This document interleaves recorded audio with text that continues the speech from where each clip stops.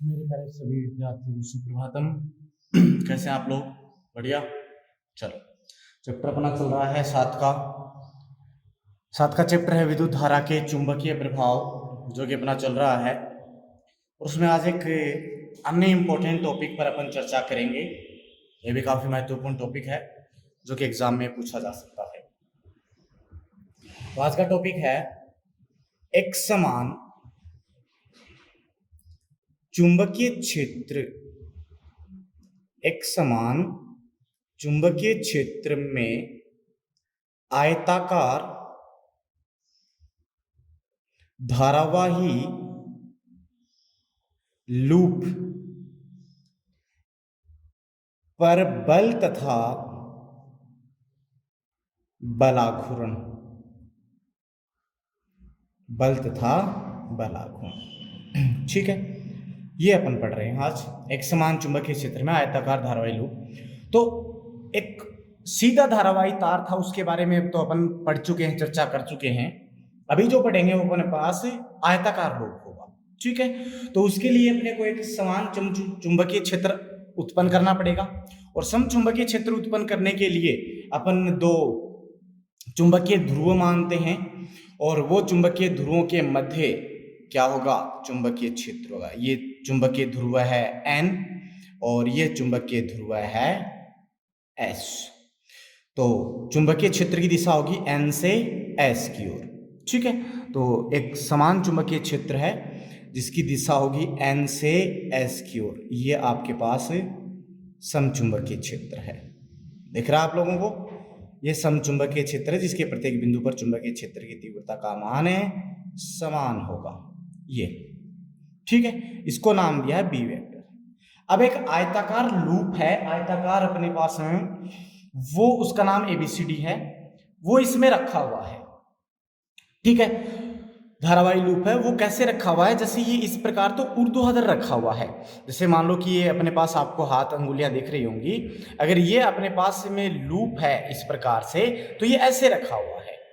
चुंबकीय क्षेत्र है इस प्रकार से, उसमें ये रखा हुआ है। तो मैं यहाँ से थोड़ा सा इसको 3D बनाने की कोशिश करता हूं। और ये लूप है इस प्रकार से, ये देखो, ये एक आयताकार लूप है, ये लो, और ये इसकी घूर्णन अक्ष है जिसके सापेक्ष ये रोटेट कर सकता है। ये इस प्रकार से घूर्णन अक्ष इसके चारों ओर रोटेट कर सकता है। ये घूर्णन अक्ष हो गई। इसको नाम दिया है ए, बी, सी और डी। इसकी लंबाई तो है एल, ये तो इसकी लंबाई हो गई, और इसकी चौड़ाई है बी। धारावाही है तो इसमें चालक में धारा प्रवाहित हो रही है आई मान की, जिसकी दिशा है इस प्रकार से ए बी, फिर बी से सी, सी से डी और डी से ए। कितने मान की? आई मान की धारा प्रवाहित हो रही है। ठीक है, इतना बात समझ में आई। अब आई मान की धारा प्रवाहित हो रही है, तो ये चारों जो भुजाएं हैं आप देख सकते हैं, ये चारों भुजाएं ऐसे अपने को लगेगा, या फिर कह सकते हैं कि एक सीधे धारावाही चालक तार की तरह व्यवहार करेंगी। अगर मैं इन सब को ना मान के एक भुजा को कंसीडर करूं, ए और बी को, तो ए बी भुजा एक धारावाही चालक तार की तरह व्यवहार करेगी। बीसी को करूं तो बीसी भी एक धारावाही चालक तार की तरह व्यवहार करेगी। सी डी भी इसी प्रकार से, और डी ए भी इसी प्रकार से। क्लियर है? तो ये धारावाही चालकों की तरह व्यवहार करेंगी। और जो लूप है, उस लूप का जो क्षेत्रफल है, उस क्षेत्रफल की दिशा कैसे होगी? जैसे ये लूप है तो लूप का क्षेत्रफल की दिशा इसके लंबवत होगी। लंबवत होगी तो वो क्षेत्रफल की दिशा इसके साथ में, ये ए वेक्टर की दिशा इसके साथ में चुंबकीय क्षेत्र की दिशा के साथ थीटा कोण बनाता है। देखो, ये चुंबकीय क्षेत्र की दिशा है, और जो तल है, किसका तल? लूप का, वो चुंबकीय क्षेत्र के साथ अल्फा कोण बनाता है। दोनों कोण अलग अलग है, ध्यान रखेंगे आप। क्षेत्रफल है वो तो दर्शाएगा थीटा कोण चुंबकीय क्षेत्र के साथ में, और जो लूप का तल है, ये देखो, ये तो है लूप का तल, ये एक भुजा ऊपर वाली मान लो ए डी, तो ये तो इस बी के साथ में ये तो थीटा कोण बना रही है। क्लियर है? और ये जो यहाँ पे एंगल है इसका, ये बी के साथ में, सॉरी, ये तो अल्फा कोण बना रही है और ये थीटा कोण बना रही है।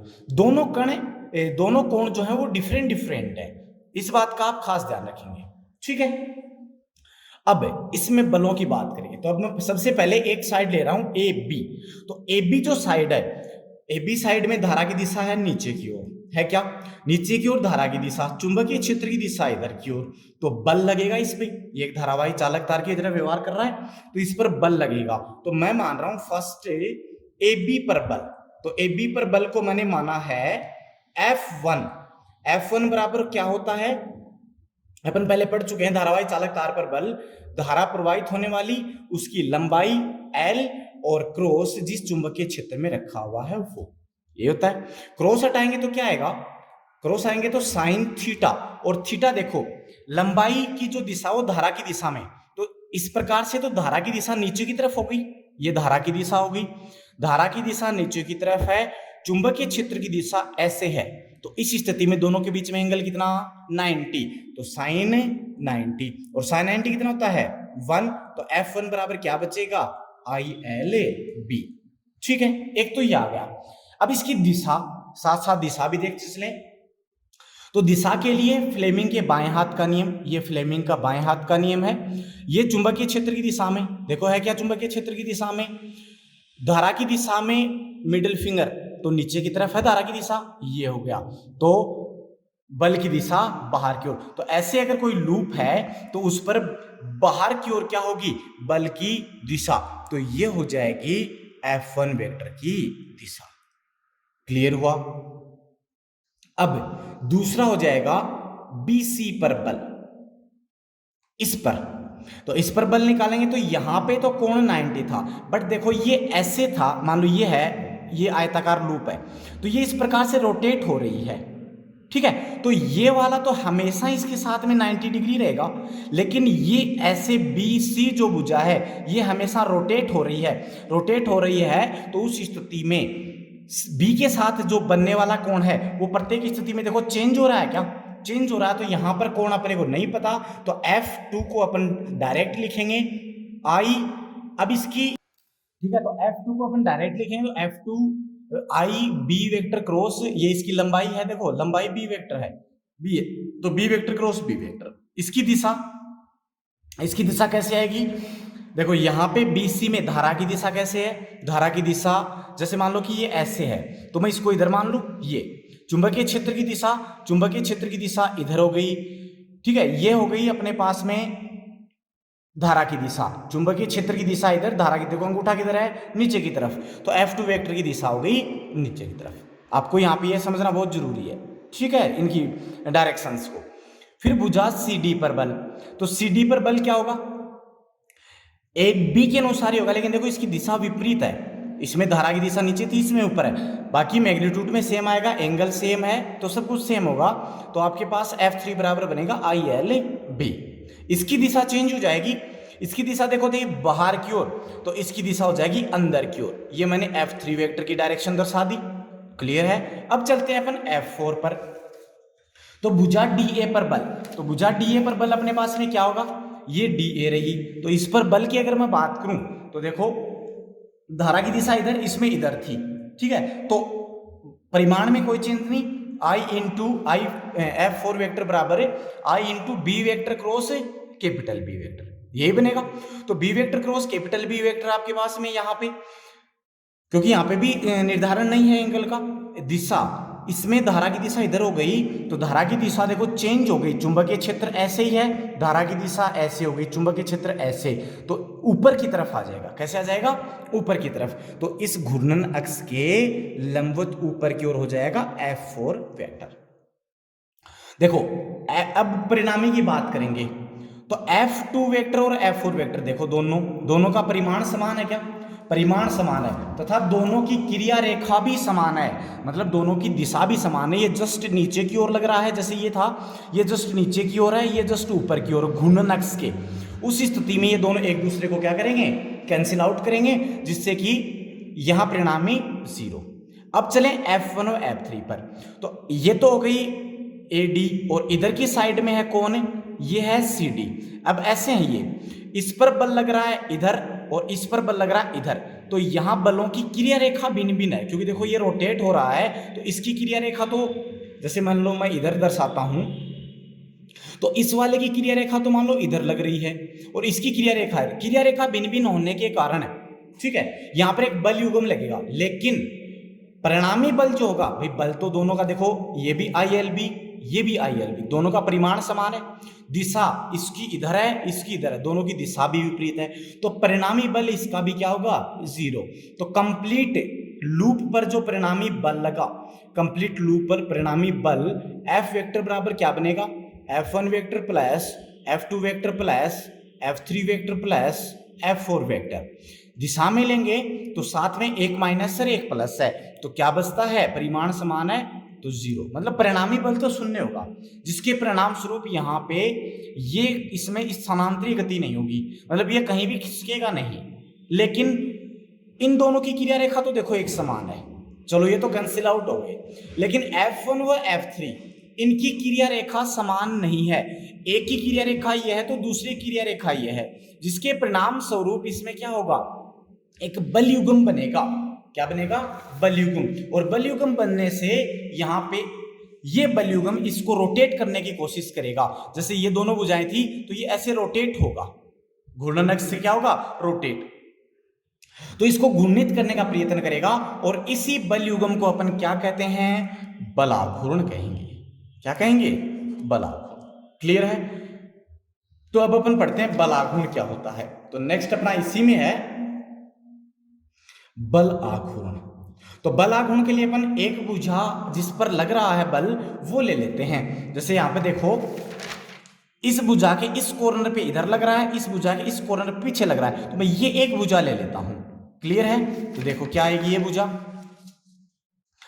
पुनः मैं एक समचुंबकीय क्षेत्र आरोपित करता हूं, ये समचुंबकीय क्षेत्र मैंने आरोपित दर्शाया है आपके सामने, इसमें एक भुजा को ले लिया मैंने और ये भुजा ले ली, ये वाली भुजा का नाम है AD।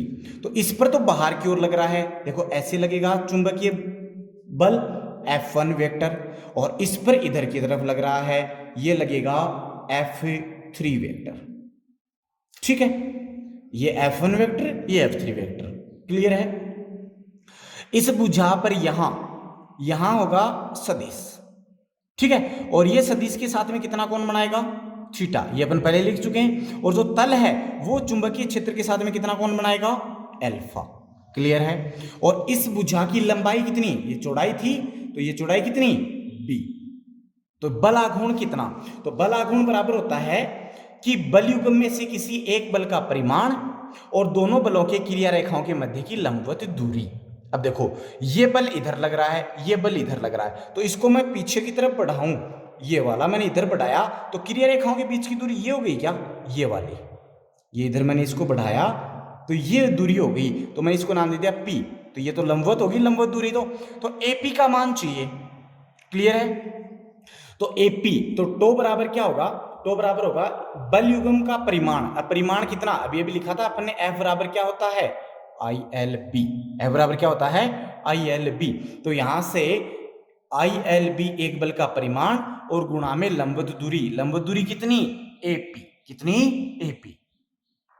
अब देखो इस त्रिभुज APD का, एक त्रिभुज का कोण चाहिए अपने को, ठीक है, साइन थीटा कोस थीटा का निर्धारण करने के लिए।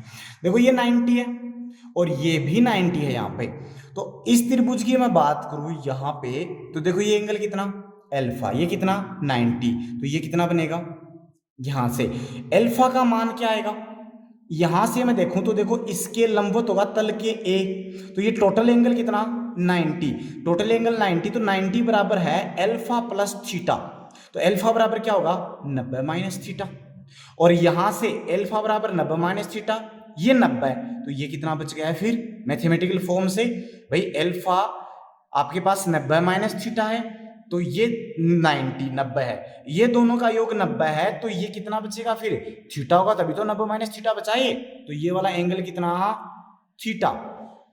तो इस त्रिभुज में ये कोण हो गया थीटा, थीटा के सामने क्या होता है, लंब, ये आधार, ये कर्ण, तो AP ये चाहिए अपने को, लंब चाहिए, और कर्ण पता है, तो लंब और कर्ण में कौन सा रिलेशन होता है, साइन, तो यहां से बनेगा साइन थीटा, साइन थीटा बराबर लंब बटे कर्ण मीन्स AP बटे AD, और AP बराबर AD का मान कितना B, और साइन थीटा, ये मान यहां रख दो, तो टो बराबर क्या बनेगा, I L B B sine theta. लंबाई गुणा चौड़ाई, लूप की लंबाई गुणा चौड़ाई, लूप का क्षेत्रफल ए से डिनोट कर दूं तो टो बराबर आई ए बी साइन थीटा, जहां ए बराबर है लंबाई गुणा चौड़ाई मीन्स क्षेत्रफल लूप का। ये तो तब है जब अपने एक लूप लिया है। अगर इस एक लूप के स्थान पर आपके पास में क्या हो, कंप्लीट एक कुंडली हो और उस कुंडली में कितने फेरे हो, एन फेरे हो। कितने फेरे हो, एन फेरे हो। तो एन फेरों वाली कुंडली के लिए क्या बनेगा, टो बराबर अपने पास बनेगा N I A B sine theta. कितना बनेगा, N I A B sine theta. तो ये आपके पास क्या हो जाता है, उस आयताकार लूप या कुंडली पर लगने वाला बल आघूर्ण। एन आई ए ये अपने आगे वाले चैप्टर में पढ़ेंगे, आप एक बार इसको ध्यान रख लें। ये आपके पास होता है चुंबकीय आघूर्ण। लूप का क्या होता है, कुंडली का चुंबकीय आघूर्ण। तो इसको लिखते हैं कैपिटल एम से, तो एम और बी और साइन थीटा, जहां पे जो एम है, एम बराबर होगा एन आई ए। क्या होगा, एन आई ए, जिसे कुंडली का चुंबकीय आघूर्ण कहते हैं। क्लियर है। तो ये इसकी दूसरी फॉर्म है और ये इसकी दूसरी फॉर्म है। सदिश रूप में भी लिख सकते हो आप, यहां से इसको सदिश रूप में लिखेंगे तो टो बराबर एन, या फिर एक लूप के लिए लिखेंगे तो आई इंटू ए वेक्टर और बी वेक्टर के बीच में देखो क्षेत्रफल और विद्युत जो चुंबकीय क्षेत्र है उनके बीच में बनने वाला कोण देखो थीटा है क्या, तो इस थीटा को हटा दें अपन तो ये बनेगा ए वेक्टर क्रॉस बी वेक्टर। क्या बनेगा, ए वेक्टर क्रॉस बी वेक्टर। ये किस में हो जाता है, सदिश रूप में। क्लियर है, ये सदिश रूप में हो गया। ओके, अब इसकी दिशा, टो वेक्टर है, सदिश राशि है, इसकी दिशा होगी ए व बी से जो तल बनेगा उसके लंबवत। जैसे मान लो कि ए से ये तल बना और बी से ये तल बना, तो इन दोनों तलों के लंबवत होगी, ऊपर की ओर हो सकती है या नीचे की ओर हो सकती है। क्लियर है। एल्फा की फॉर्म में लिखें तो देखो डायग्राम से मैंने लिखा है एल्फा बराबर 90 माइनस थीटा लिखा है, या यहां से थीटा बराबर क्या लिख सकता हूं, थीटा बराबर बनेगा 90 माइनस एल्फा। ये थीटा का मान मैंने यहां रखा तो टो बराबर बनेगा N I A B sine 90 minus alpha. 90 है, इसका मतलब चेंज होगा, साइन है, साइन किस में चेंज होता है, कोस में। साइन किस में चेंज होता है भाई, कोस में चेंज होता है। तो साइन बनेगा कोस और 90 माइनस फर्स्ट क्वाड्रेंट मतलब सारे पॉजिटिव, तो टो बराबर क्या बनेगा भाई, N I A B cos alpha. ये इसकी एल्फा की फॉर्म में। तो अगर क्षेत्रफल का चुंबकीय क्षेत्र के साथ कोण की फॉर्म में पूछे तब तो ये वाली फॉर्म या ये, और अगर लूप के तल का चुंबकीय क्षेत्र के साथ में पूछे तब ये वाली फॉर्म। यहाँ पे एन आई ए बी को अपन लिख सकते हैं टो बराबर एन आई ए बी में से एन आई ए को लिखें एम, तो M B cos alpha. Clear है, ये इसकी दूसरी फॉर्म हो गई। तो ये आपका होता है चुंबकीय, जो चुंबकीय क्षेत्र में आयताकार लूप है उस पर लगने वाला बल आघूर्ण। परिणामी बल तो शून्य होता है लेकिन बल आघूर्ण कार्य करता है जो कि इतना। अब इसमें दो केस लें। केस फर्स्ट है कि यदि थीटा बराबर कितना हो 0 डिग्री या 180 डिग्री, मीन्स जो लूप है उस लूप का जो क्षेत्रफल सदिश है वो अगर उसके साथ में चुंबकीय क्षेत्र के साथ में या तो 0 डिग्री बनाए या 180 मीन्स उसके अनुदिश हो, या तो समांतर या प्रति समांतर, तो उस स्थिति में साइन 0 कितना 0, तो ये कंप्लीट टर्म 0। इसका मतलब टो का मान क्या होगा, टो मिनिमम में 0 होगा, मिनिमम होगा, न्यूनतम 0 हो सकता है। क्लियर है। दूसरा आपके पास में केस सेकंड, दूसरा केस की यदि थीटा बराबर कितना हो 90 डिग्री हो, मीन्स जो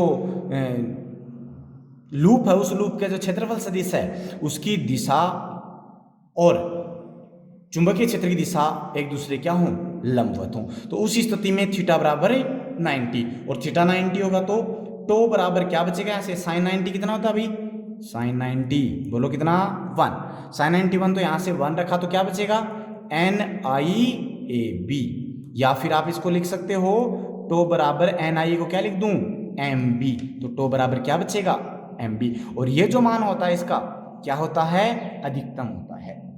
क्या होता है, अधिकतम होता है। क्लियर है। तो ये आपके पास में होता है चुंबकीय आघूर्ण जो बल है और बल आघूर्ण, समझ में आया? तो यह आपका एक टॉपिक कंप्लीट हुआ। अच्छा, एक इंपॉर्टेंट बात, जो अपने पास में विद्युत मोटर होती है, क्या होती है? विद्युत मोटर, जैसे फैन की मोटर है, ठीक है, जो भी अपने पास मोटर होते हैं, छोटी मोटर हैं, गाड़ियों में आते हैं, या जो फैन अपना सीलिंग फैन घर पे लगा होता है उसकी जो मोटर है, वो सभी इसी सिद्धांत पर कार्य करती हैं। तो विद्युत मोटर पे जो बल आघूर्ण वो रोटेट होती है कि इसके चारों ओर, वो रोटेट इसी सिद्धांत पे होती है कि उसमें बल आघूर्ण कार्य करता है, जिसके परिणाम स्वरूप जैसे वो है तो वो ऐसे रोटेट करती रहती है। क्लियर है? तो ये इंपॉर्टेंट, आप ये भी ध्यान रखेंगे, ठीक है। विद्युत मोटर कैसे काम करती है? वो इस प्रकार से काम करती है, क्योंकि उस पर क्या लगेगा? बल आघूर्ण। क्लियर है? तो ये आज का आपका टॉपिक कंप्लीट हुआ। इससे संबंधित जो भी आपके डाउट्स हैं उनको आप पूछें, जो भी डाउट्स हो आपके क्लियर किए जाएंगे, ठीक है।